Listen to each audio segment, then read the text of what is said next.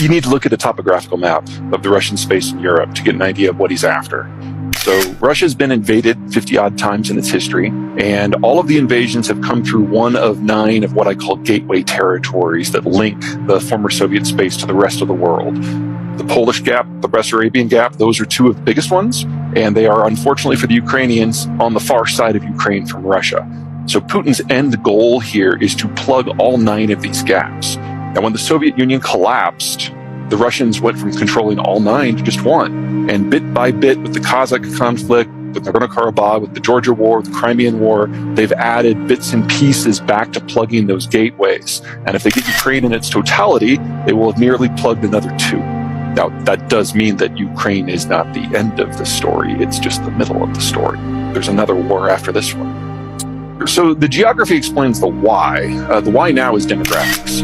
The Russians, well, I don't know if you've ever been to Russia, the climate is awful, and it's very difficult in a modern society to function because you don't have rivers going the right directions, the winters are long and they're harsh, and so civilization in the way that we think of it is very expensive, and they don't have any natural ways to generate capital on their own. So it's always been a very brute force approach, and it took Stalin to industrialize what was then the Soviet Union. But that has a consequence. As you move people off of the farms and into cities, kids go from being free labor to just being mobile, loud, expensive pieces of furniture. And you have less of them because adults can do math. So Russia in 2 generations went from having 7 children per family to now under 2.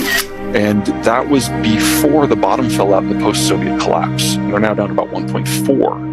The generation that collapsed in the 1990s is now so small that when it's their turn to have kids, there's not a whole lot that can happen. So this is kind of the last year that the Russians have a large enough cadre of people in their 20s to have a draft-based military.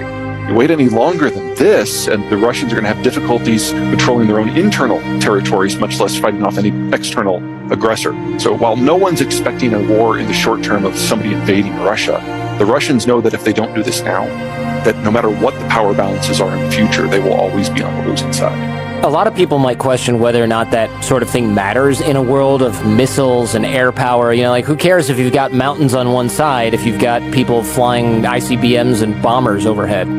That is absolutely spoken as an American. Yeah. We basically have a hemisphere to ourselves. I mean, our best friends are the Canadians to the north. Our most integrated economy neighbor is Mexico, now our largest trading partner. Our second largest demographic partner, Russia's never been like that. Russia borders a dozen different countries, all of which have taken a crack at Russia at some point in the past. And hypersonics sound great until you realize that unless you put a nuke on the end of that, all you've done is blown up a building.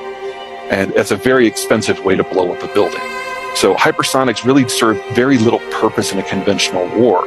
Jets do, and Russia's military reflects that. When you've got a large chunk of territory and you expect to be the defender, you have bottomless supplies of cheap disposable jets. And to this point, there's no one on their borders who can match that. But the Germans are no slacks. The Swedes always punch above their weight. The Poles have a historical grudge to bear. The Iranians and the Turks have never been Russian friends. The Chinese almost got into nuclear war with the Japanese past, and the Russians are still smarting over their war with Tokyo back in 1905. So from the Russian point of view, there is no horizon that is safe. And the hypersonics just aren't the weapon systems to balance that. The only reason that the Russians have done hypersonics is their logic is if it works, then we have the ability to strike the North American continent in a very short period of time. I would argue, though, that what we've seen out of the Russian systems does not look all that promising for no other reason than either the Trump or the Biden administrations hasn't pushed for a new round of nuclear arms talks. Because as soon as they started working on hypersonics, we started working on hypersonics. And that was a program here that we shelved in the 70s. So it was very easy for us to get that back up and running again, whereas they were doing it from scratch. And if something is going to change the strategic balance that extremely, and the Russians know they can't keep up in the financial fight, you know they're going to be screaming for arms control, because that's the only way they can achieve parity. So hypersonics are what? Missiles that travel faster than the speed of sound? Is that what we're talking about? As a rule, in most nomenclature, faster than Mach 5. So the idea is they have an intercontinental launch, and then they glide down, and then they're following the curvature of the Earth to the point that it's very difficult to track them. And so they make the entire trip to the United States in like 30 minutes or less. Oh, okay. Because I was going to say, it sounds like pretty slow for a missile to go, what's the speed of sound, 700 miles an hour or something like that? I don't know. Loads